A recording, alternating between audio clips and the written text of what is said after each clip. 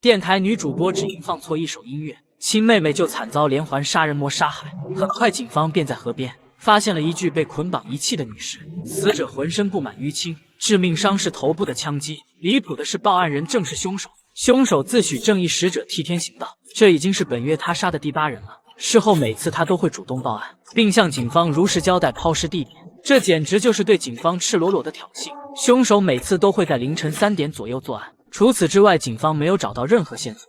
如此娴熟的作案手法，显然证明凶手是个经验丰富的惯犯。可奇怪的是，凶手这次杀害的女人没有任何劣迹，是一名刚入社会的学生，这显然跟他之前的作案风格不符。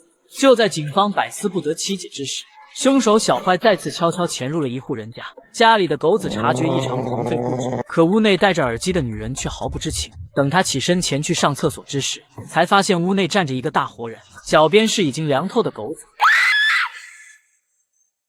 看到女人后，小坏不慌不忙地拿着钳子缓缓靠近，女人吓得急忙跑回卧室，谁知小坏反应迅速，用钳子将门卡住。随着门被撞开，女人也被摔在地上。慌乱间，他摸到了一把剪刀，悄悄地攥在手中。等小坏靠近之时，他慌忙挥出手里的剪刀，看着血流不止的伤口，他并没有着急处理，一钳子下去，直接将人打趴在地。女人拼命朝外爬去，眼看已经爬出门外，却被身后的小坏狠狠砸晕。随后，小坏将女人五花大绑在椅子上，气定神闲地打开收音机，听起他最爱的广播节目。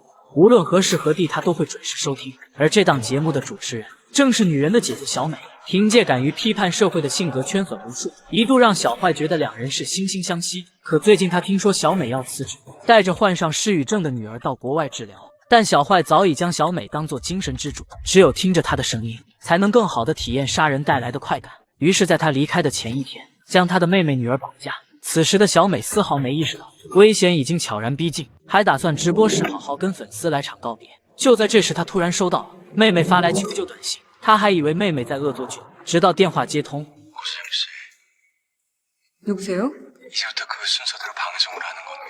直到这时他才意识到不对，可接下来的话更是让他毛骨悚然。小坏明确告诉小美，接下来的节目要按照他要求的播放，不然就等着给他妹妹收尸吧。小美有些怀疑，再次将电话打到了妹妹的手机上，结果还是小坏接的电话。他警告小美，如果敢让别人知道这件事，就会杀了家里所有人。小美还以为是遇见了疯子，报了警后就继续主持自己的节目。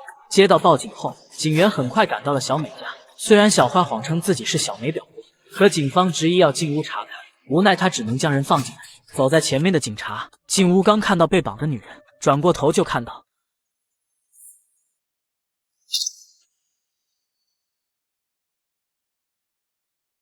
毫不知情的小美还在主持节目，就突然听到一阵手机铃声，结果在垃圾桶里发现了一部手机。接通后，小坏愤怒地指责小美把他的话当耳边风。疯狂的小坏为了警告小美，对着视频当着小美的面将另一名警察杀害。这么疯狂的行为吓坏了小美，立马说自己没有收到什么节目单，并不知道要播什么内容。小坏直接命令他先播放这个节目的第一首歌曲。时间久远，小美怎么记得住放过什么歌曲，只能将所有希望寄托在档案库里的节目记录。小美心系家人安危，早已心乱如麻，只能勉强维持着节目的正常运转。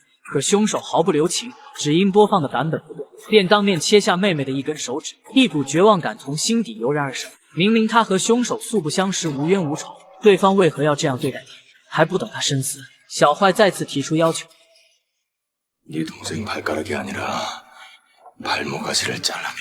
这次小美丝毫不敢怠慢，再三确认音乐无误后才敢播放。可歌曲放到一半，主编突然闯了进来，指责小美不按计划做节目，甚至直接停止了她播放的歌曲。小美见状彻底慌了，还不等小美反应过来，小坏再次打来电话。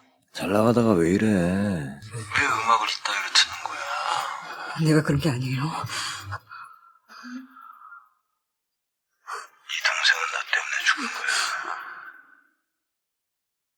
小美受到刺激当场晕倒，众人也从一旁的手机上看到了小美家里的情况。直到此时，众人才明白小美今天为何如此反常。